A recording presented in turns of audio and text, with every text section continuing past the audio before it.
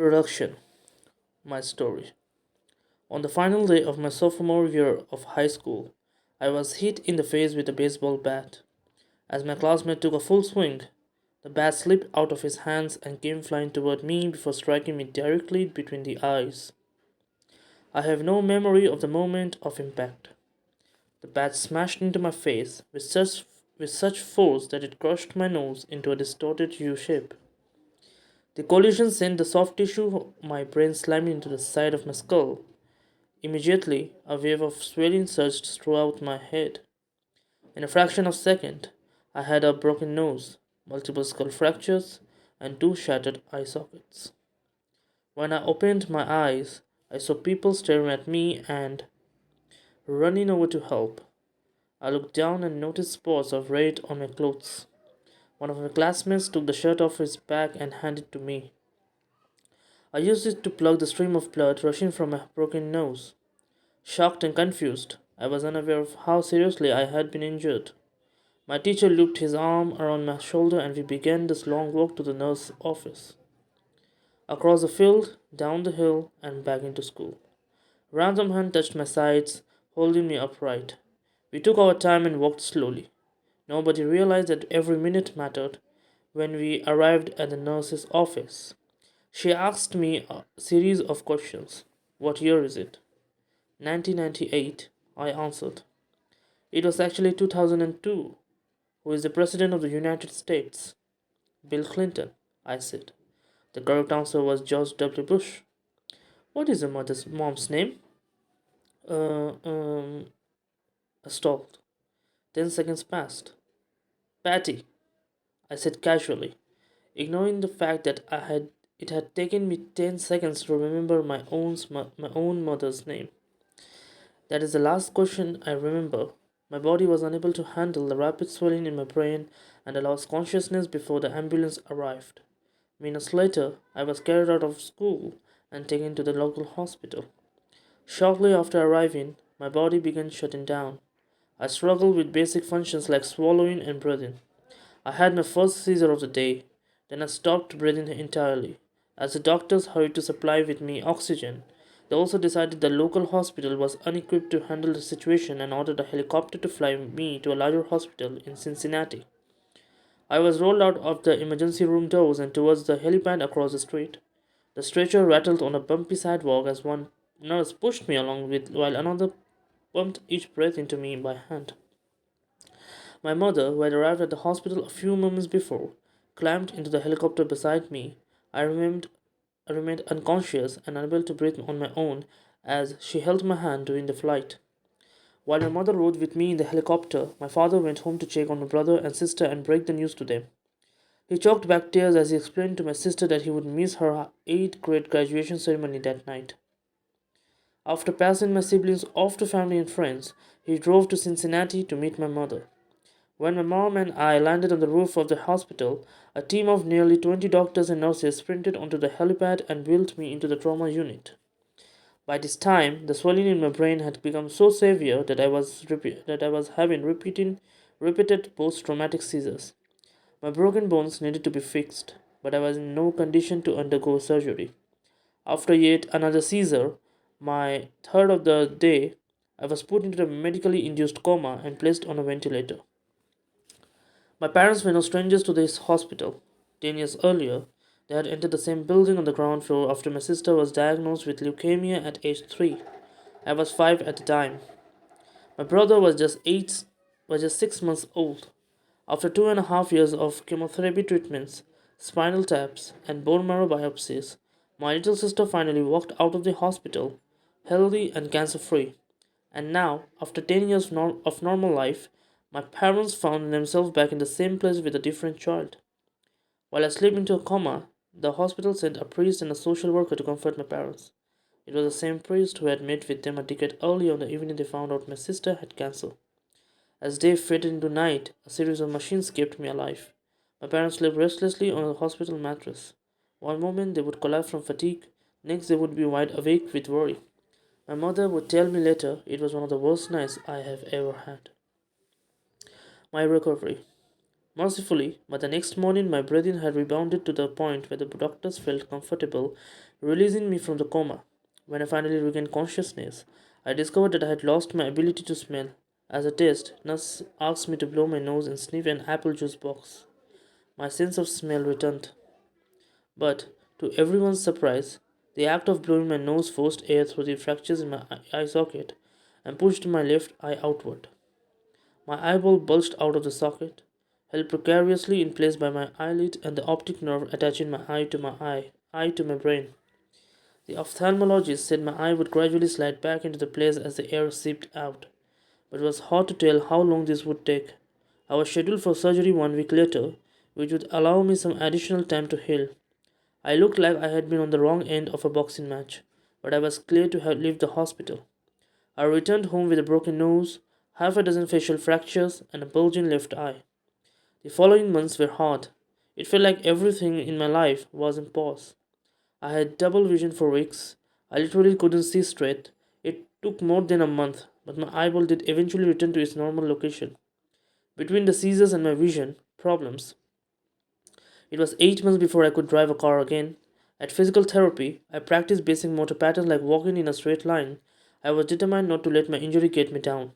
But there were more than a few moments when I felt depressed and overwhelmed. I became painfully aware of how far I had to go then when I returned to the baseball field 1 year later. Baseball had always been a major part of my life. My dad had played minor league baseball for the St. Louis Cardinals, and I had a dream of playing professionally too. After months of rehabilitation, what I wanted more than anything was to get back on the field. But my return to baseball was not smooth. When the season rolled around, I was the only junior to be cut from the varsity baseball team. I was sent down to play with the sophomores on junior varsity. I had been playing since age 4, and for someone who has spent so much time and effort on the sport, getting cut was humiliating. I vividly remember the day it happened. I sat in my car and I cried as I flipped through the radio, desperately searching for a song that would make me feel better. After a year of self-doubt, I managed to make the varsity team as a senior, but rarely made it on the field. In total, I played 11 innings of high school varsity baseball, barely more than a single game.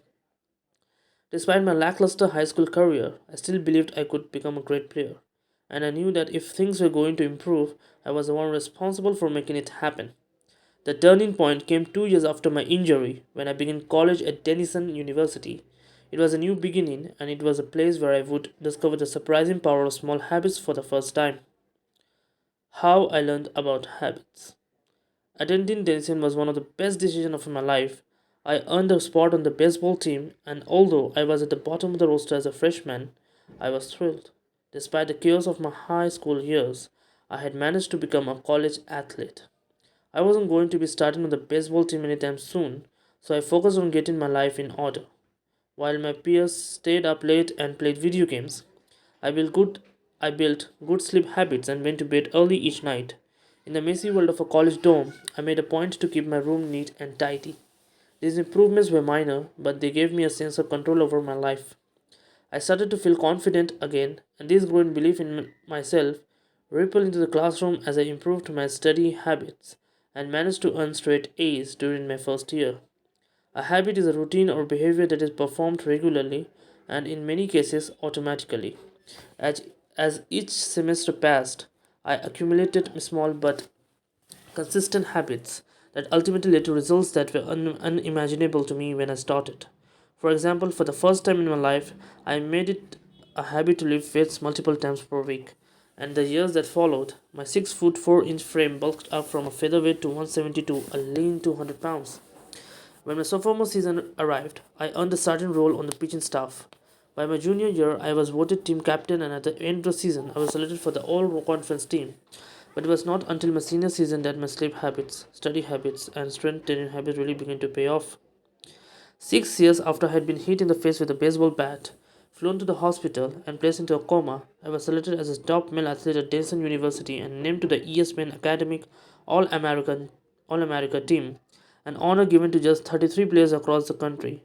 By the time I graduated, I was listed in the school record books in 8 different categories. That same year, I was awarded the university's highest academic honor, the President's Medal. I hope you will forgive me if this sounds boastful. To be honest, there was nothing legendary or historic about my athletic career. I never ended up playing professionally. However, looking back on those years, I believe I accomplished something just as rare. I fulfilled my potential, and I believe the concepts in this book can help you fulfill your potential as well. We all face challenges in life. This injury was one of mine, and the experience taught me a critical lesson. Change that seems small and unimportant at first will compound into remarkable results if we are willing to stick with them for years. We all deal with setbacks, but in the long run, the quality of our lives often depends on the quality of our habits. With the same habits, you will end up with the same results.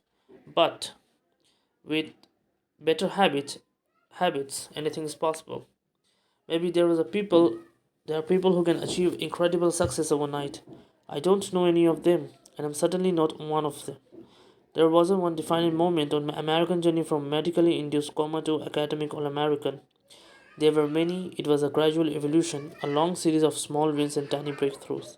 The only way I made progress, the only choice I had, was to start small, and I employed this same strategy a few years later when I started my own business and began working on this book.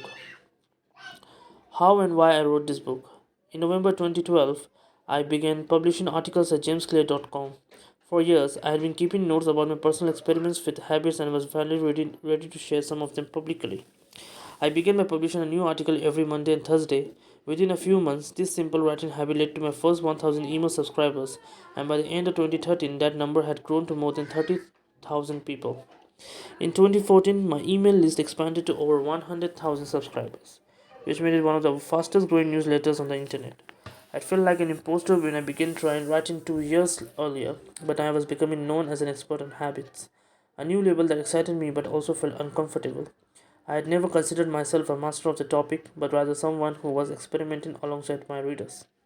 In 2015, I reached 200,000 email subscribers and signed a book deal with Penguin Random House to begin writing the book you are reading now.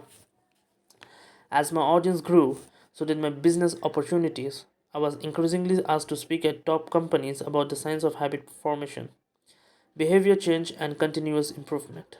I found myself delivering keynote speeches at conferences in the United States and Europe. In 2016, my article began to appear regularly in major publications like Time, Entrepreneur, and Forbes. Incredibly, my writing was read by over 8 million people over that year. Coaches in the NFL, NBA, and MLB began reading my work and sharing it with the teams. At the start of 2017, I launched the Habits Academy, which became the premier training platform for organizations and individuals interested in building better habits in life and work.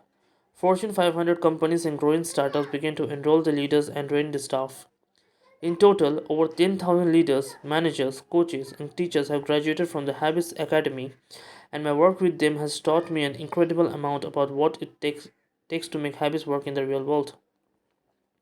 As I put the finishing touches on this book in 2018, jamescleon.com is receiving millions of visitors per month, and nearly 500,000 people subscribe to my weekly email newsletter, a number that is so far beyond my expectations when I began that I'm not even sure what to think of. How this book will benefit you. The entrepreneur and investor Neville Ravikant has said, to write a great book, you must first become the book. I originally learned about the ideas mentioned here because I had to live them. I had to rely on small habits to rebound from my injury, to get stronger in the gym, to perform at a high level on the field, to become a writer, to build a successful business, and simply to develop into a responsible adult. Small habits helped me fulfill my potential, and since you picked up this book, I'm guessing that you like to fulfill yours as well. In the pages that follow, I will share a step by step plan for building better habits, not for days or weeks, but for a lifetime. While science supports everything, I have written this book is not an academic research paper, it's an operating manual. You will find wisdom and practical advice front and center as I explain the science of how to create and change your habits in a way that is easy to understand and apply. The fields I draw on biology, neuroscience, philosophy, psychology, and more have been around for many years. What I offer ago, what I offer you is a synthesis of the best ideas smart people figured out a long time ago as well as most compelling discoveries scientists have made recently. My contribution, I hope, is to find the ideas that matters most and to connect them in a way that is highly actionable. Anything wise in these pages you should credit to many experts who preceded me. Anything foolish, assume it is my error. The backbone of this book is my four stepped model of habits: cue, craving, response, and reward, and the four laws of behavior change that evolve out of these steps. Readers with a psychology background may recognize some of these terms from operant conditioning, which was the first proposed as stimulus response reward by B.F. Skinner in the 1930s and has been popularized more recently as cue, routine, reward, and the power of habit by Charles Duhigg. Behavioral scientists like Skinner realized that if you offered the right way of punishment, you could get people to act in a certain way. But while Skinner's model did an excellent job explaining how external stimuli influence our habits, it lacked a good explanation for how our thoughts, feelings, and beliefs impact our behavior. Internal states, our moods and emotions, matter too. In recent decades, scientists have begun to determine the connection between our thoughts, feelings, and behavior. This research will also be covered in these pages. In total, the framework I offer is an integrated model of the cognitive and behavioral sciences. I believe it is one of the first models of human behavior to accurately account for both the influence of the external stimuli and internal emotions on our habits. While some of the language may be familiar, I am confident that the details and the application for the four laws of behavior change will offer a new way to think about your habits. Human behavior is always changing, situation to situation, moment to moment, second to second, but this book is about what doesn't change. It's about the fundamentals of human behavior, the lasting principles you can rely on year after year, the ideas you can build a business around, build a family around, build a life around. There is no one right way to create better habits, but this book describes the best way I know, an approach that will be effective regardless of where you start or what you are trying to change. The strategies I covered will be relevant to anyone looking for a step by step system for improvement, whether your goals center on health, money, productivity, relationships, or all of the above. As long as human behavior is involved, this book will be your guide.